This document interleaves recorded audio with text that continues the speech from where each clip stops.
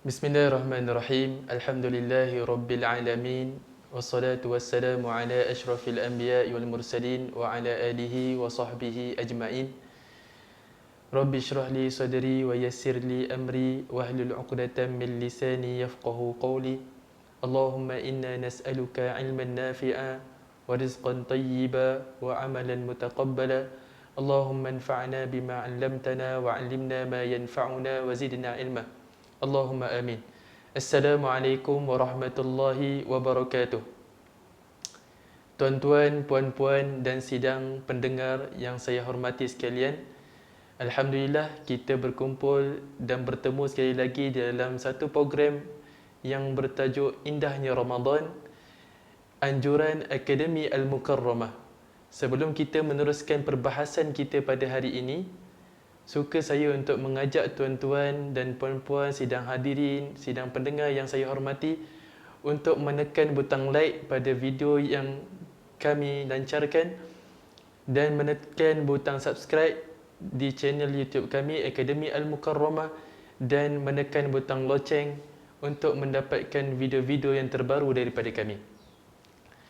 InsyaAllah tajuk kita pada hari ini ataupun pada pagi ini insya-Allah adalah kelebihan memberi makan kepada orang yang berbuka puasa, kepada orang yang berpuasa untuk berbuka. Kelebihan memberi makan kepada orang yang berpuasa untuk berbuka. Tuan-tuan dan puan-puan yang saya hormati, kita sedia maklum bahawa bulan Ramadan adalah bulan yang penuh dengan ibadah-ibadah. Daripada paginya kita akan berpuasa, kemudian pada malamnya kita berqiyamul lail, bersolat tarawih, dan sepanjang harinya kita akan membaca Al-Quran. Dan di sana ada satu amal ibadah yang sangat-sangat digalakkan untuk kita sebagai umat Islam yang direzekikan untuk bertemu dengan Ramadan dan menikmati bulan Ramadan dengan segala macam ibadah, adalah ibadah sedekah. Bersedekah. Nabi SAW adalah seorang yang sangat pemurah, tuan-tuan. Sangat pemurah. Apabila sebelum Nabi memasuki bulan Ramadan, Nabi adalah manusia yang paling pemurah. Pemurah dengan kebaikan. Bukan sahaja bersedekah dengan harta benda, bahkan dengan menolong orang, dengan baiknya percakapan, dengan gurau senda yang baik tapi berilmu dan sebagainya.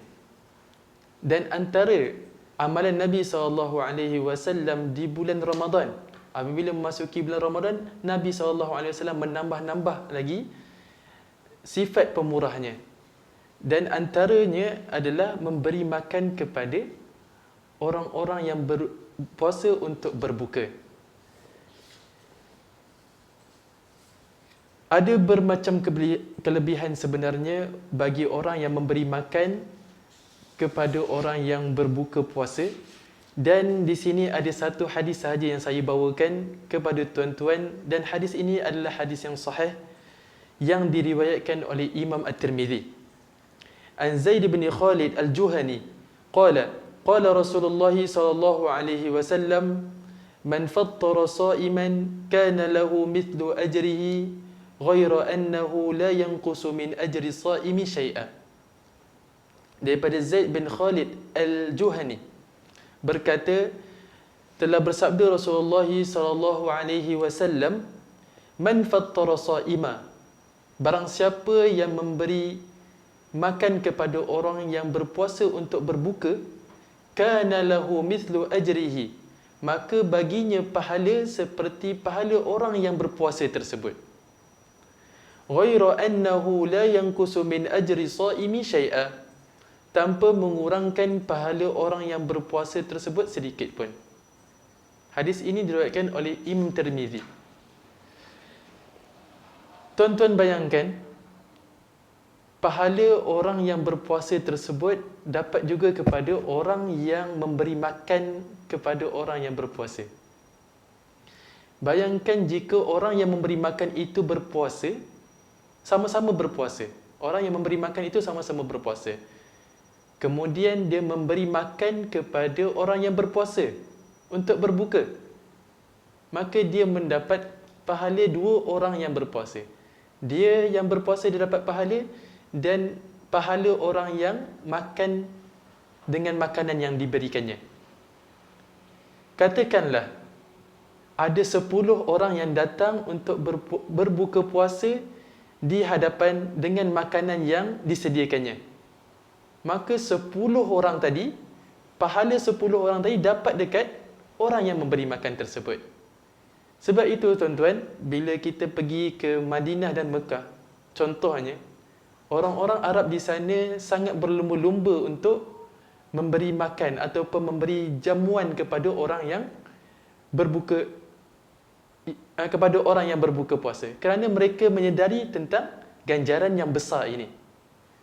Ganjaran yang besar ini. Kadang-kadang bila kita tengok dekat Masjid Nabawi contohnya, orang yang berbuka puasa dengan makanannya itu bukan seorang dua orang, bukan 10 puluh orang, bahkan beratus-ratus orang. Contohnya satu sufrah, yang duduk dekat satu sufrah saja ada beratus-ratus orang. Bayangkan tuan-tuan, mereka sama-sama berpuasa. Kemudian bila mereka bagi makanan kepada orang yang berpuasa, mereka dapat pahala orang yang berpuasa itu seluruhnya. Maksudnya sama dengan orang yang berpuasa tersebut. Orang yang berpuasa tersebut. Ada 100 orang, dapat 100 pahala orang yang berpuasa tersebut tanpa dia berpuasa banyak kali. Faham tuan-tuan? Maka inilah ganjaran bagi orang yang memberi makan kepada orang yang berbuka puasa. Sangat besar, sangat besar. Jadi tuan-tuan, puan-puan dan sidang pendengar sekalian, saya menyuruh diri saya dan tuan-tuan untuk mengamalkan hadis ini sementara kita masih direzekikan dalam bulan Ramadan. Kita masih lagi boleh untuk beramal dengan hadis ini pada setiap hari dalam bulan Ramadan. Hampir setiap hari akan ada orang yang berpuasa dan yang akan berbuka puasa. Contohnya kita berikan tamar ataupun kurma kepada surau-surau untuk dibuat majlis berbuka puasa. Tidak perlu banyak-banyak. Bahkan Nabi SAW tidak menghadkan. Kamu nak bagi makan orang yang berpuasa berbuka, perlu banyak sekian. Nabi SAW tidak menghadkan bilangan tertentu. Bahkan jika tuan-tuan ataupun kita semua memberi makan dengan air saja, sediakan air saja untuk mereka berbuka, kita dapat pahala semua orang yang berbuka di hadapan kita.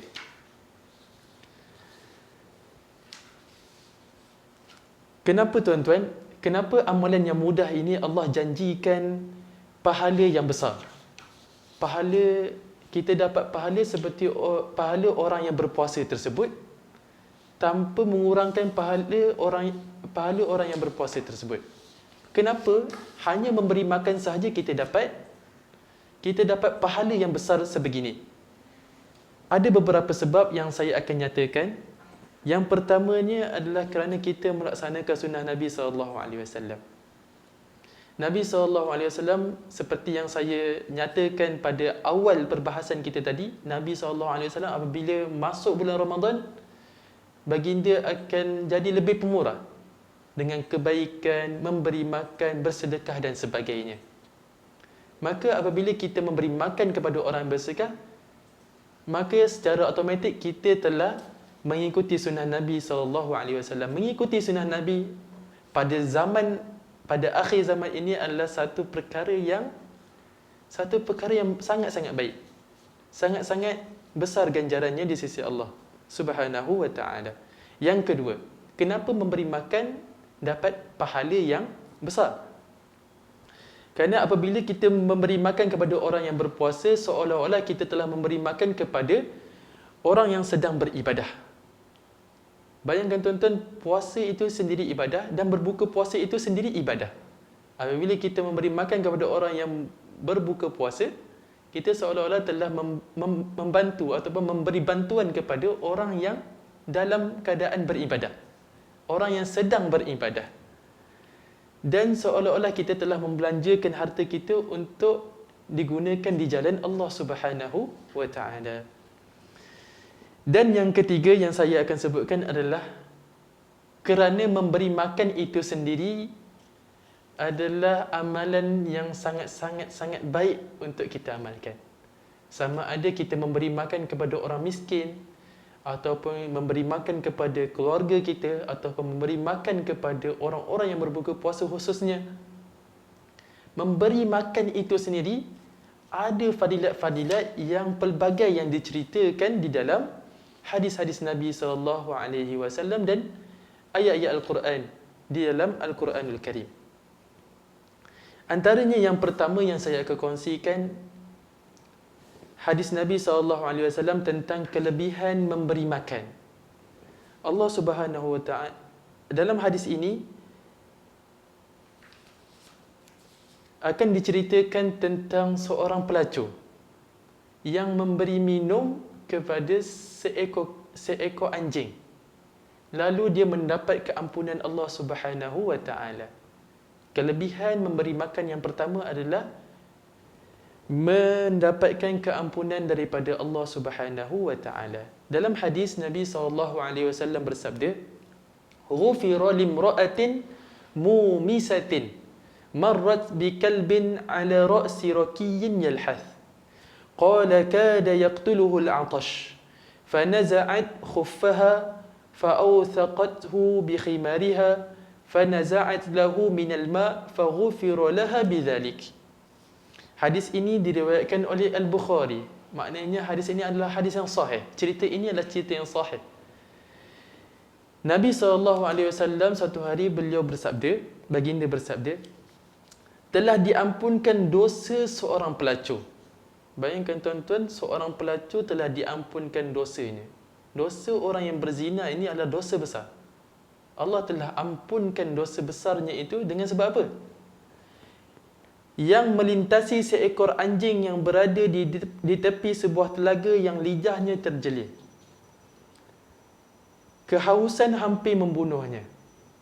Maka pelacur itu pun menanggalkan kasutnya, lalu dia ikat kasut itu dengan tudungnya, lantas dia mencedok air untuk anjing tersebut.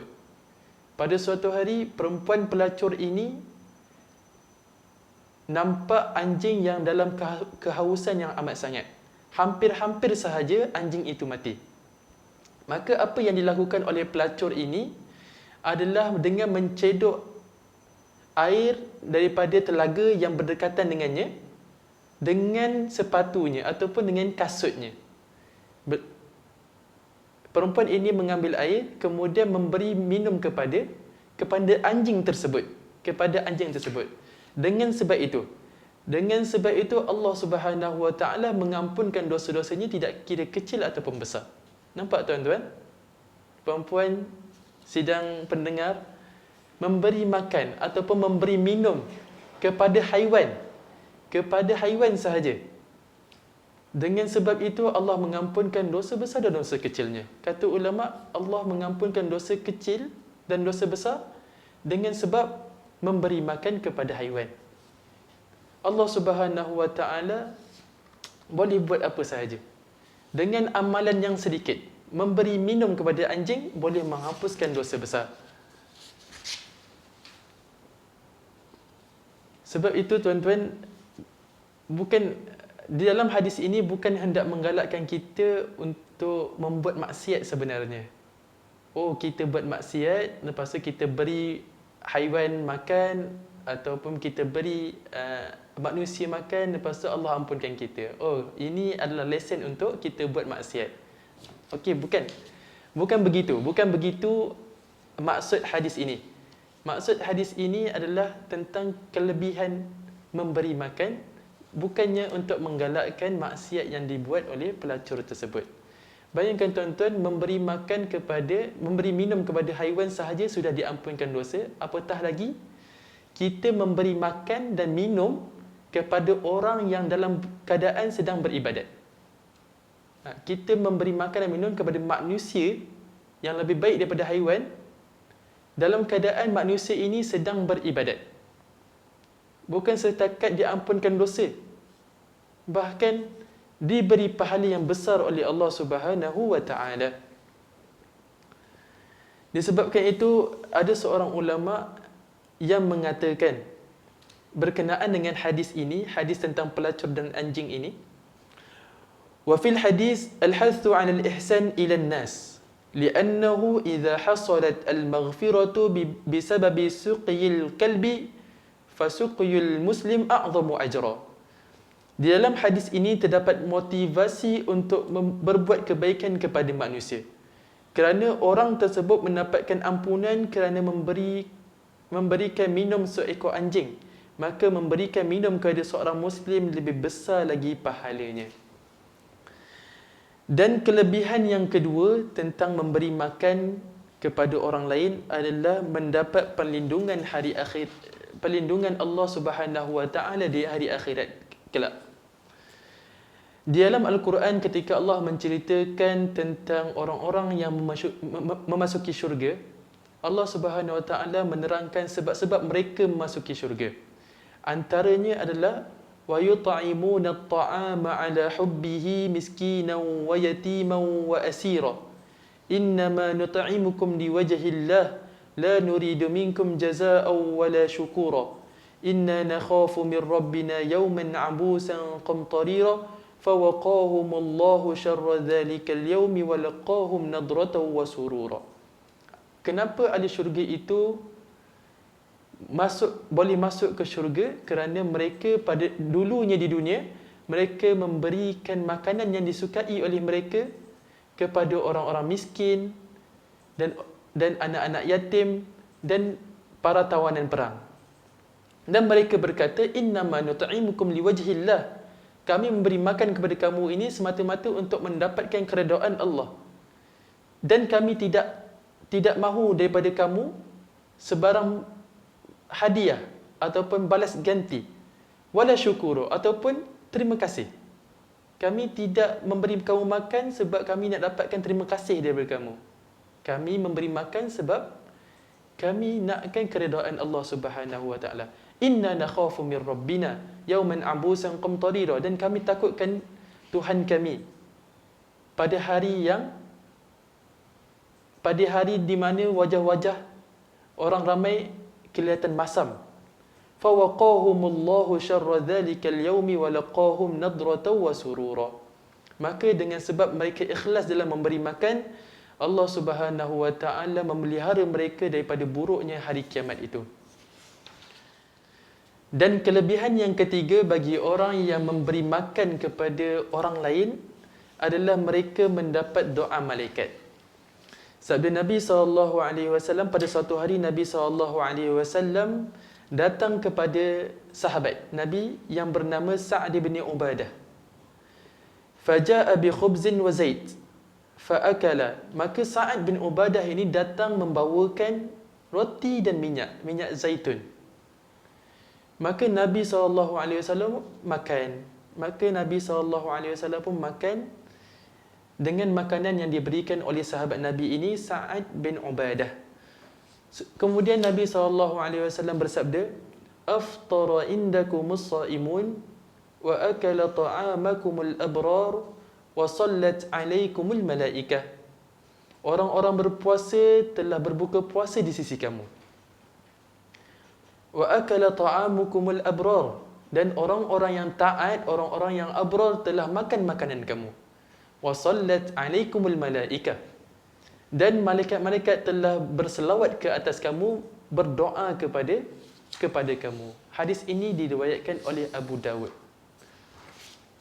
Dan kelebihan yang keempat berkenaan kelebihan-kelebihan orang yang memberi makan secara umum. Allah sebutkan dalam Al-Quran, memberi makan ini adalah antara amalan-amalan yang tinggi nilainya di sisi Allah. Antara amalan-amalan yang terbaik yang dibuat oleh anak Adam, seperti yang diberitakan di dalam Al-Quran, adalah memberi makan kepada orang lain. Kata firman Allah Subhanahu wa taala, "Falaqad tahamal 'aqabah وَمَا أَدْرَاكَ مَا الْعَقَبَةُ فَكُّ رَقَبَةٍ أَوْ إِطْعَامٌ فِي يَوْمٍ ذِي مَسْغَبَةٍ يَتِيمًا ذَا مَقْرَبَةٍ أَوْ مِسْكِينًا ذَا مَتْرَبَةٍ. Yang bermaksud dalam pada itu manusia tidak memilih jalan kebaikan, merempuh masuk mengerjakan amalan-amalan yang tinggi darjatnya di sisi Tuhan. Al-Aqabah adalah amalan-amalan yang tinggi di sisi Allah Subhanahu wa taala. Wa ma adraka mal aqabah. Adakah kamu tahu apakah amalan-amalan yang tinggi itu? Maka Allah Subhanahu wa taala pun memberitahu apakah amalan-amalan yang tinggi itu. Yang pertama, fakku raqabah, iaitu memerdekakan seorang hamba. Antara amalan yang tinggi di sisi Allah adalah memerdekakan seorang hamba. Au it'amu fi yaumi dhi masghabah, ataupun memberi makan pada hari kelaparan. Memberi makan kepada hari kelaparan. Amalan yang kedua yang tinggi di sisi Allah Subhanahu wa taala adalah memberi makan kepada orang lain di saat orang lain kelaparan. Yatiman dza maqrabah, ataupun memberi makan kepada anak-anak yatim yang mempunyai hubungan silaturahim. Au miskinan dza matrabah, ataupun memberi makan kepada orang-orang miskin. Jadi dua amalan ini yang disebutkan oleh Allah sebagai amalan yang tinggi darjatnya di sisi Allah adalah memerdekakan hamba, dan yang keduanya memberi makan. Tidak kira memberi makan kepada orang yatim ataupun memberi makan kepada orang miskin, dan tidak kira ataupun memberi makan kepada orang-orang yang lain. Dua amalan antaranya adalah memberi makan. Nampak tak tuan-tuan?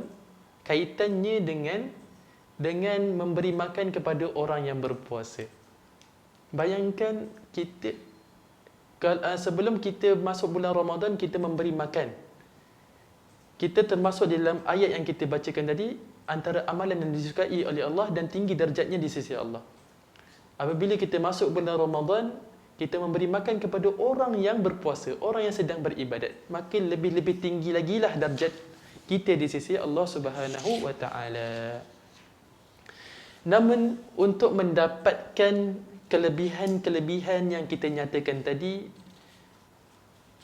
seperti mendapat keampunan, seperti mendapatkan pahala yang tinggi di sisi Allah, dan perlindungan di hari akhirat, dan mendapat doa malaikat, kita disyaratkan untuk memberi makan dalam hati kita dalam keadaan yang ikhlas, semata-mata untuk mendapatkan keredaan Allah Subhanahu wa taala.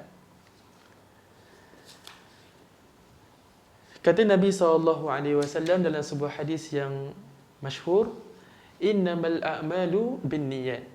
Sesungguhnya setiap amalan itu perlu disertakan dengan niat. Wa innama likulli imri'in ma nawa. Dan bagi setiap orang apa yang dia niatkan. Kalau tuan-tuan memberi makan, dah elok dah memberi makan, tapi niat di hati tuan-tuan untuk menunjuk-nunjuk kepada orang lain, tidak ikhlas kerana Allah Subhanahu wa taala, maka kita tidak akan dapat pahala-pahala yang kita nyatakan sebentar tadi. Dan kata Ibnu Mubarak, salah seorang ulama, rubba amalin saghirin tu'azzimuhu an-niyyah wa rubba amalin 'azimin tuhakkiruhu an-niyyah atau tusaghiruhu an-niyyah. Berapa banyak amalan yang kecil, amalan yang kita nampak kecil, tapi dia menjadi besar disebabkan dengan niat. Dan berapa banyak pula amalan yang besar, yang kita nampak besar, tapi ia menjadi kecil di sisi Allah Subhanahu wa taala kerana niat yang tidak ikhlas. Kerana niat yang tidak ikhlas. Maka suka untuk diperingatkan diri kita dan diri tuan-tuan, apabila kita nak buat sesuatu amalan, memberi makan, khususnya pada perbahasan kali ini, hendaklah kita memberi makan dengan niat yang ikhlas. Bukan untuk menunjuk-nunjuk, tetapi untuk mendapatkan pahala serta keredaan Allah Subhanahu wa taala. Bagaimana hendak menjamu orang yang berpuasa? Maka kita telah nyatakan tadi, Nabi SAW tidak mengehadkan bilangan yang tertentu. Kamu nak memberi makan kepada orang yang berpuasa untuk berbuka, kamu kena sediakan makan yang banyak. Contohnya, Nabi SAW tak cakap begitu. Bahkan ulama-ulama berkata, walaupun kamu memberi sebiji kurma untuk orang yang berpuasa untuk berbuka, maka itu telah cukup untuk kamu dapat pahala yang dijanjikan Allah SWT, iaitu kana lahu mithlu ajrihi. Kamu akan dapat pahala seperti pahala orang yang berpuasa tersebut.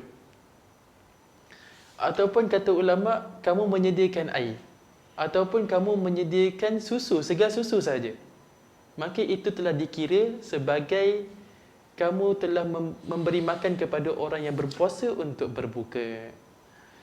Disebabkan kelebihan-kelebihan yang banyak yang kita telah nyatakan tadi, maka Az-Zuhri, salah seorang ulama, telah berkata, ataupun apabila Az-Zuhri ini masuk ke dalam bulan Ramadan, beliau berkata, fa innama huwa tilawatul Quran wa it'amut ta'am. Dia berkata sesungguhnya bulan Ramadan itu hanyalah bulan untuk membaca Al-Quran dan bulan untuk memberi makan dan menjamu orang yang berbuka puasa. Kenapa Az-Zuhri berkata begini? Kerana yang pertamanya, kerana bulan Ramadan itu bulan Al-Quran yang diturunkan Al-Quran. Maka kita sebagai orang Islam yang diturunkan Al-Quran kepada umat ini, apabila masuknya bulan Ramadan, kita kena berusaha untuk membaca Al-Quran sebanyak-banyaknya, ataupun meneliti apa yang terkandung dalam Al-Quran sebaik-baiknya, dan memberi makan. Kerana sepanjang Ramadan 30 hari ataupun 29 hari akan ada orang yang berbuka puasa. Maka rebutlah peluang untuk kita mendapat pahala yang banyak ini. Maka itu sahaja untuk perbahasan kali ini tentang memberi makan kepada orang yang berbuka puasa, memberi makan kepada orang yang berpuasa untuk berbuka, dan ganjaran-ganjaran yang telah kita nyatakan sebentar tadi. Suka untuk saya simpulkan, antara ganjaran yang akan didapati oleh orang yang memberi makan kepada orang yang berpuasa ketika berbuka, akan mendapat pahala seperti pahala orang yang berpuasa tersebut. Yang kedua, akan mendapat keampunan Allah Subhanahu Wa Taala. Yang ketiga, akan mendapat doa malaikat. Yang kelima, yang keempat, akan mendapat pemeliharaan Allah Subhanahu Wa Taala di hari akhirat. Dan yang kelima, memberi makan itu sendiri adalah amalan yang tinggi di sisi Allah Subhanahu Wa Taala. Semoga dengan perkongsian kali ini membuahkan sedikit manfaat buat kita semua, dan semoga Allah Subhanahu Wa Taala memberi taufik dan hidayahnya kepada kita untuk beramal di bulan Ramadan ini selagi mana kita masih ada peluang. Dan semoga Allah Subhanahu Wa Taala mengampuni dosa-dosa kita seluruhnya. Wallahu taala alam. Sallallahu ala sayidina Muhammad wa ala alihi wa sahbihi ajma'in. Alhamdulillahirabbil alamin.